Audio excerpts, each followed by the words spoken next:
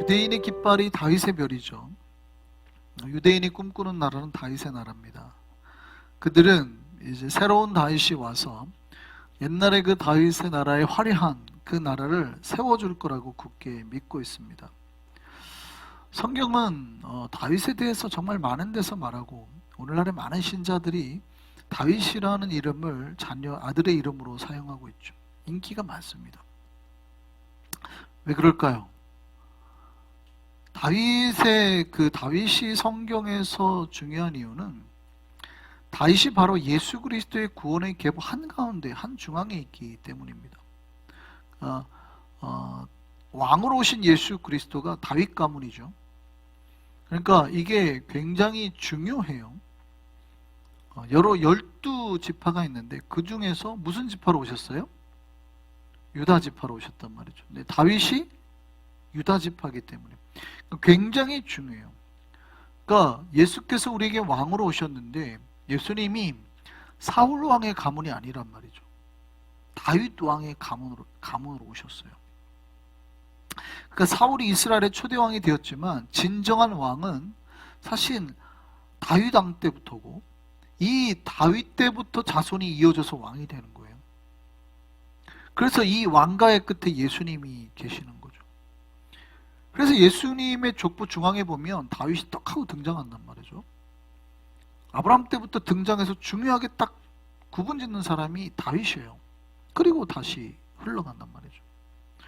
그리고 성경에 보면 역사서의 대부분은 다윗을 중심으로 다 기록이 되어 있습니다.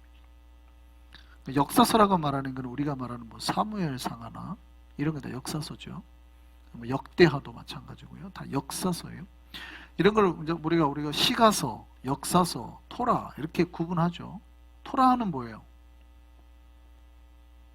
모세오경을 말하는 거예요. 토라는 창출, 레민, 신. 그다음에 시가서는 뭐예요? 시편, 잠언, 아가서 이거는 걸 말하고, 그다음에 선지서는 뭐예요? 이사야부터 예레미야, 에스겔 이제 쭉 나와. 물론 이제 큰 책은 대선지서, 그다음에 소선지서 이렇게 구분이 되어 있죠. 성경에 이렇게 되어 있어요. 그러니까 역사서는 역사 이야기들로 쭉 내어 있는데 사실은 앞뒤가 사사기부터 해가지고 앞뒤가 이야기들이 다윗을 중심으로 이야기가 되어 있어요. 너무 중요해요. 너무 중요한 것. 여러분 잘 보시면 그 다윗이 등장하기 전에 나오는 사사시대의 이야기가 몇 개 있어요. 그래서 다윗의 증조모가 누구예요? 다윗의 증조모가 누구예요? 성경에 아예 이름이 돼 있어요. 여러분 가서 보기도 하셨고 드라마로, 오페라로. 누구예요? 성경에 책으로 와 있다니까요. 룻기예요. 룻이에요. 룻. 다윗의 증조모가 룻이에요. 룻. 우리가 룻기 할 때 왜 룻이 중요해요? 다윗의 가문이기 때문에 중요하다니까요. 그럼 다윗의 고조모가 누구예요? 이렇게 말하시니까 잘 모르시는구나. 라합이잖아요. 라합. 다윗의 고조모가 라합이에요. 왜 라합이 등장을 하고 왜 룻이 등장을 해요? 그 가문이 지금 다 다윗 가문이라니까요. 다윗 가문에서 거기가 증조모고 고조모예요. 지금 다윗을 중심으로 이 앞에 이야기가 있고, 다윗을 중심으로 그 다음에 역사에 다윗의 아들 이야기 아니에요? 솔로몬이? 그 다음에 자기 자손들 이야기 아니에요? 역대상하가 다 자기 자손들 이야기 아니에요? 다윗을 중심으로 다윗의 조상 이야기와 다윗의 그 후손들의 이야기예요. 우리가 역사서라고 하는 게, 성경에 나오는 역사서 이야기들이 그 다윗의 조상과 후손의 이야기예요. 왜 이렇게 중요하게 차지하고 있어요? 바로 예수 그리스도의 그 오심을 다윗이 가장 드러내기 때문에 너무나 중요한 거예요. 근데 이게 첫 번째 이유죠.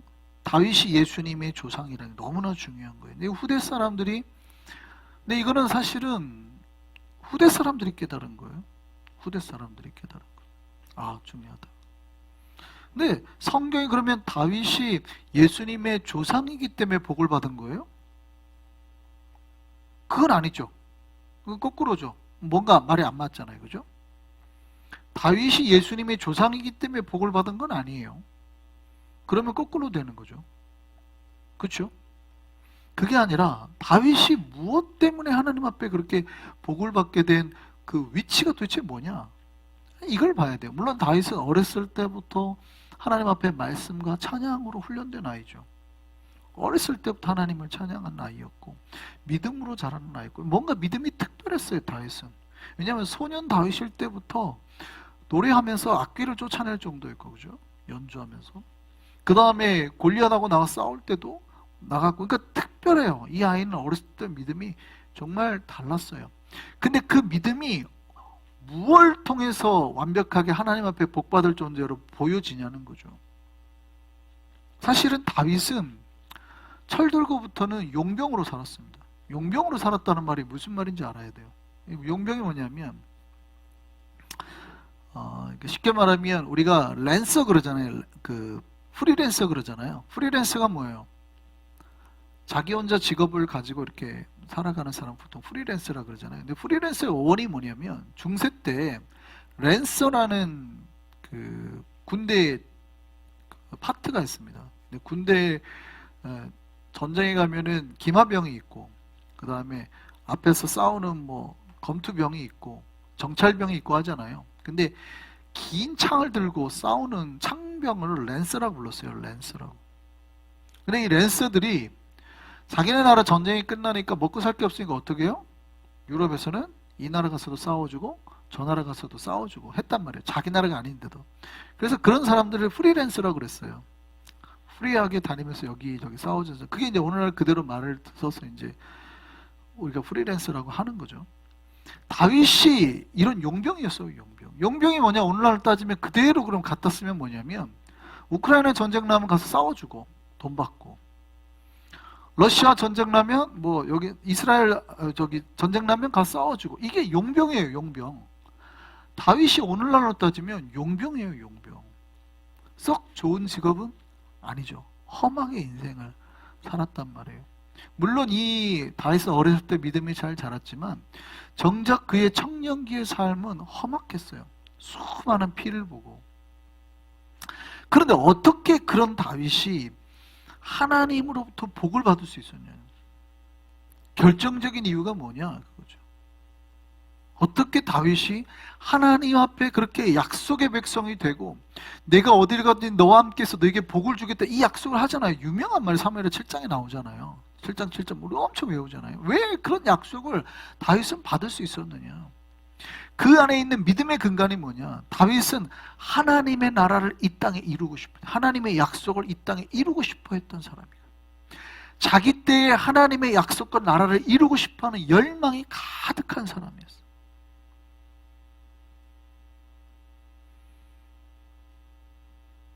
그게 뭔지를 이제 봐야죠.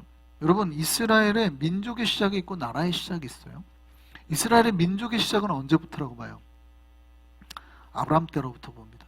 그래서 아브라함을 굉장히 유대인들이 중요하게 생각하는 거예요. 민족의 시작이에요.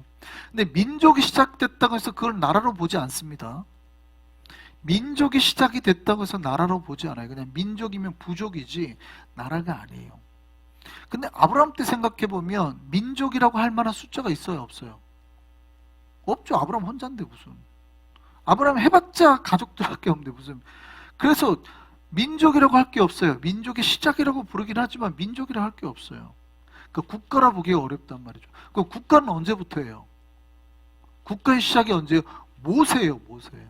그래서 민족의 시작과 나라의 시작을 구분한단 말이죠. 여러분, 나라가 생기려면 세 가지가 필요하죠. 오늘날에 나라가 세워지는 세 가지, 국가에 필요한 세 가지 요건을 뭐로 배웠어요? 국민, 주권, 영토 세 가지죠. 이 세 가지가 있어야 됩니다. 주권은 우리가 여기서 파악할 수 없으니까 주권은 뭘 가지고 있다고 생각할 때 제일 중요한 게 뭐예요? 두 가지가. 국민, 사람들이 있어야 되고 그 다음 뭐가 있어야 돼요? 땅이 있어야 돼요. 자, 그런데 지금 아브라함 때 민족이 생겼지만 사람들이 생겼지만 땅은 있어요? 없어요? 없었어요. 사실은. 그러면 진정한 민족이 발생하고 그 땅을 얻은 게 누구 때예요? 정확하게는 모세 때 완성이 된 건 아닌데 모세 때 바로 그 국가가 발현되기 시작한 거죠, 이제. 그래서 유대인들이 모세를 그렇게 중요하게 생각하는 거예요. 첫째, 아브라함이 민족의 시작이고 나라의 시작이 모세예요, 모세.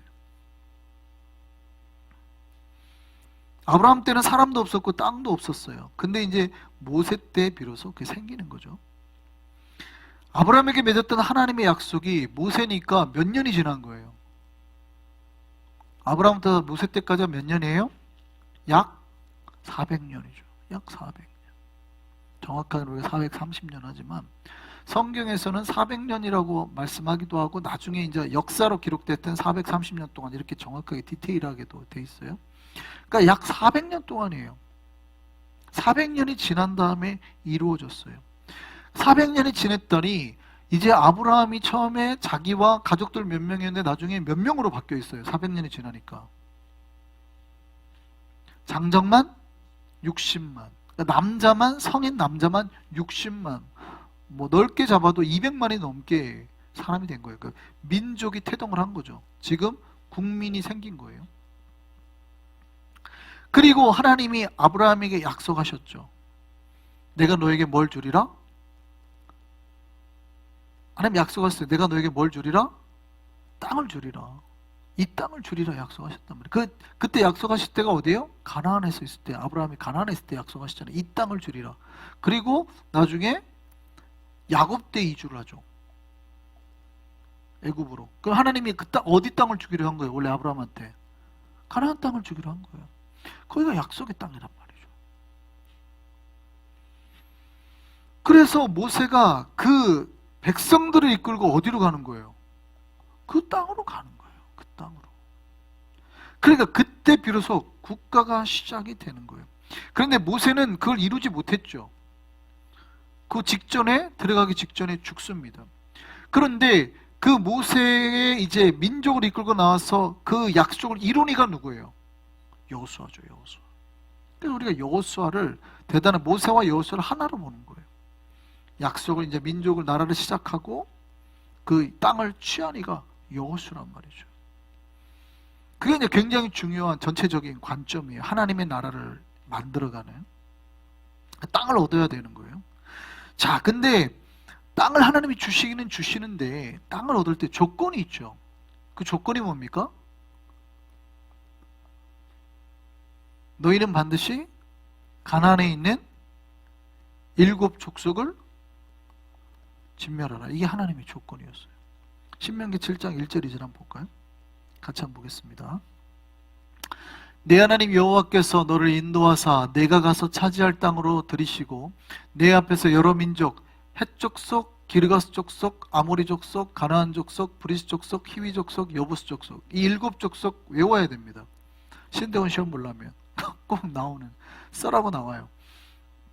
7 족속 무조건 외워야 돼요. 자, 곧 너보다 많고 힘이 센 7 족속을 쫓아내실 때에 그 다음에요. 내 하나님 여호와께서 그들을 내게 넘겨 내게 치게 하시리니 그때 너는 그들을 뭐 할 거라요? 진멸할지라. 진멸할 것이라. 그들과 어떤 언약도 하지 말 것이요 그들을 불쌍히 여기지도 말 것이며. 이제 여기서 많은 사람들이 시험에 들죠. 왜 하나님 저들을 진멸하라고 했을까? 어린애들까지, 왜 소나 양까지 다 진멸하라고 했을까? 하나님은 이스라엘의 하나님인가? 여기서 많이 시험에 들죠. 근데 제가 이거 몇 번 말씀드렸어요. 근데 하나님이 아브라함에게 약속의 땅을 주시겠다고 할 때 하나님이 몇 년을 기다리라고 하세요? 아브라함에게 네가 앞으로 400년을 기다려야 된다고 말합니다. 400년을 기다려야 돼. 4대 만에 네가 돌아올 거다라고 말해요. 왜요? 그렇게 말한 이유가 뭐예요? 아직 아모리 족속의 죄악이 가득하지 않아서. 창세기 15장 13절 16절. 이게 지금 하나님이 아브라함하고 언약 맺는 장이에요. 창세기 15장. 굉장히 중요한 장이니까 기억하셔야 돼요. 자, 같이 한번 읽어보시죠. 아직 이름도 안 바뀌었어요. 아브라함이 아니라 아브람이에요. 자, 같이 한번 보시죠. 여호와께서 아브라함에게 이르시되 너는 반드시 알라. 네 자손이 이방에서 객이 되어 그들을 섬기겠고 그들은 몇 년 동안? 400년 동안 네 자손을 괴롭히리니 그들이 섬기는 나라를 내가 징벌할지며 그 후에 네 자손이 큰 재물을 이끌고 나오리라. 너는 장수하다가 평안히 조상에게로 돌아가 장사될 것이요 네 자손은 4대 만에 이 땅에 돌아오리니, 그 다음이 중요해요. 뭐라고 되어 있어요? 이는 아모리 족속의 죄악이 아직 가득 차지 아니함이니라 하시더니, 아모리 족속은 가나안 족속을 대표하는 족속이죠. 그러니까 사실은 하나님은 이스라엘만의 하나님이 아니죠. 모든 우주를 다스리시는 하나님이세요. 그러니까 하나님이 만약에 진짜 국가를 세우려고 그랬으면 아브라함 때 세울 수도 있었어요. 그 땅을 주시면 되거든요. 그런데 400년 뒤에 내가 그때까지 400년 동안 기다리겠다고 말씀하세요. 왜요? 아직은 내가 그들을 진멸하지 않고 참아줄 거니까. 그러니까 놀랍게도 하나님이 이스라엘 백성을 위해서 그 가나안 땅을 약속해서 주셨다. 이건 이스라엘 관점이지만 전체적인 하나님의 세계관 관점에서 하나님은 누구도 사랑하시고 가나안 족속도 사실은 사랑하시고, 근데 그들이 회개하기를 기다렸는데 회개를 안 하죠. 몇 년을 참아주세요? 400년을 참아주세요. 굉장히 400년이라는 개념이 굉장히 큽니다. 원래 아브라함 때부터 400년 뒤에 모세고 굉장히 커요. 400년 개념이 앞으로. 이때 하나님이 400년을 참아주신 거예요. 그래서 하나님께서 비로소 그때에 들어가고, 그러니까 가나안 족속을 친다는 것은 단순히 이스라엘 백성을 죽이기 위해서 침공한 게 아니라 하나님께서 지금 이 400년 동안 회개하지 않은 저들을 뭐 하는 거예요? 심판하시는 거예요. 그래서 이 전쟁을 성전이라고 하는 거예요. 단순히 이스라엘에게 땅을 주기 위한 정복 전쟁이 아니라 하나님 편에서 보면 이게 저들을 진멸해야 되는 성전인 거예요. 그래서 이스라엘 백성에게 그들을 진멸하라고 했어요. 여호수아서가 바로 여호수아 백성들이 하나님의 약속의 말씀을 들고 가나안 땅으로 들어가서 그들과 싸우고 그 땅을 회복한 이야기죠. 자, 그러면 이스라엘 백성이 가나안 7 족속을 모두 멸했을까요? 안 했을까요? 했어요? 못했어요? 못했어요. 못했어요. 그들이 열심히 싸워서 땅을 차지했죠. 근데 7 족속을 다 멸하지 못했어요. 몇 년 동안? 몇 년 동안? 400년 동안. 아브라함의 약속이 400년 지나서 모세에서 시작이 되잖아요. 모세와 여호수아를 통해서 이뤘던 이 역사가 400년 동안 사실은 내가 너 땅을 주리라는 게 이루어지질 못한 거예요. 그러니까 아브라함에게 주셨던 약속이 800년 동안 온전히 이루어지지 못했어요. 왜냐하면 이루어지려면 그 땅을 취해야 되고 그 땅에 있는 가나안 족속을 진멸해야 돼. 내쫓아야 되거든요. 근데 그랬어요? 못했어요? 못했어요. 심지어 이스라엘이 왕권으로 바뀌어가지고 사울 왕 때도 그거를 못했어요.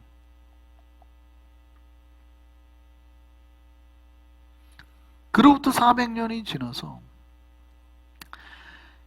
진짜 이스라엘이 하나님의 국가가 되게 한 사람이 누구예요? 다윗이에요.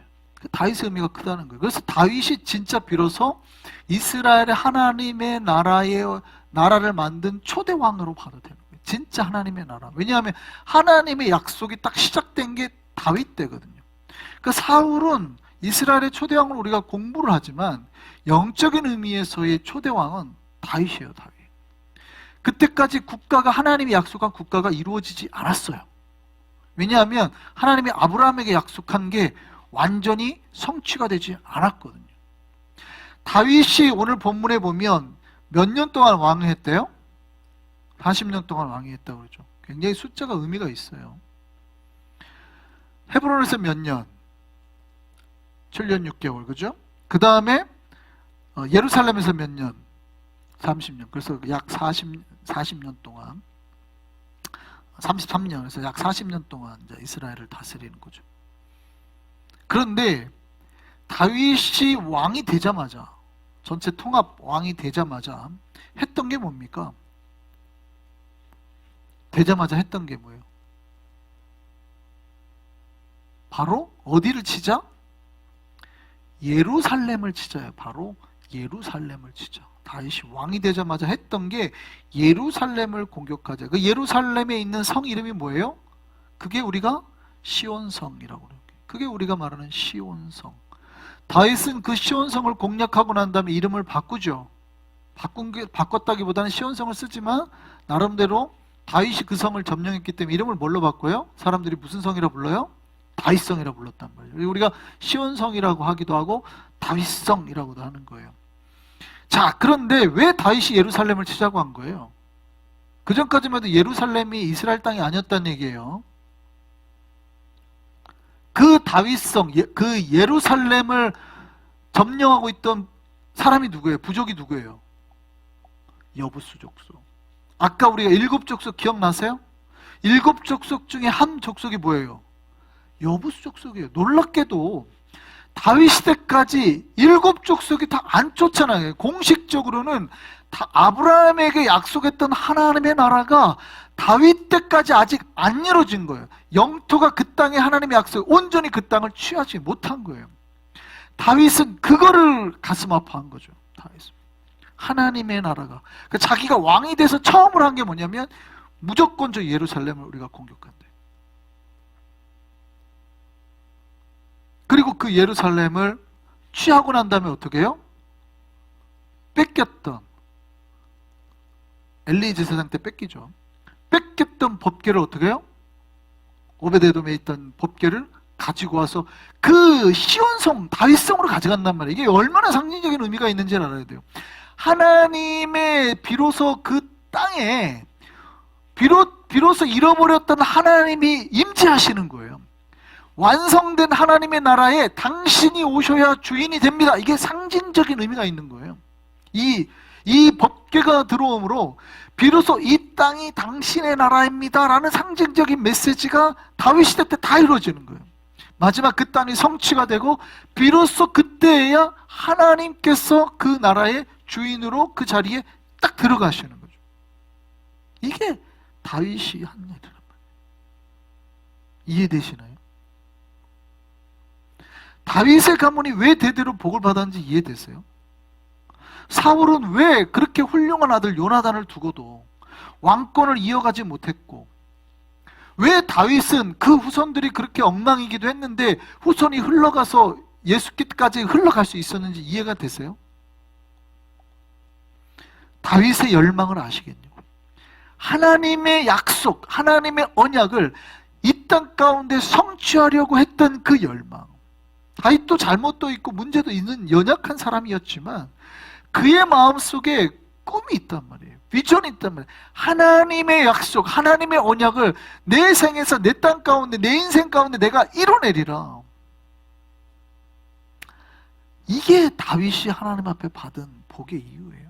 하나님이 복을 받은 이유.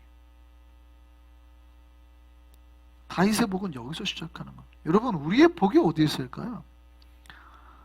물론 은혜로 복을 받는 거지만 다윗도 은혜로 복을 받은 거죠. 왕이 될 수 없는데 왕이 됐으니까. 근데 진짜 다윗이 복을 받은 건 뭐냐면 그 속에 있는 열망이에요. 하나님의 나라를 이 땅 가운데 이뤄내고 싶은, 언약을, 약속을 성취하고 싶은 그 열망. 우리 교회의 비전이 있죠. 예배와 나눔과 선교와 양육. 우리가 이 비전이 있어야 돼요. 이 열망이 있어야 돼요. 이걸 우리가 성취하면 어떻게 해요? 주님이 기뻐하시고 뭘로 갚아요? 복으로 갚아주시죠. 다윗에게 하셨던 것처럼 우리 때부터 대대로 주의 약속과 복의 은혜가 흘러가게 된다는 거죠. 우리가 그 복의 주인이 되기를 바랍니다. 여러분, 복의 약속을, 하나님이 했던 약속을 성취하는 자가 되어야 돼요. 내 인생 가운데 하나님의 역사를 내가 이뤄내리라. 정말 그렇게 우리가 하나님이 열망하시는 그 약속들을 우리가 성취함으로 복의 주인공 되는 저와 여러분 되기를 소망합니다.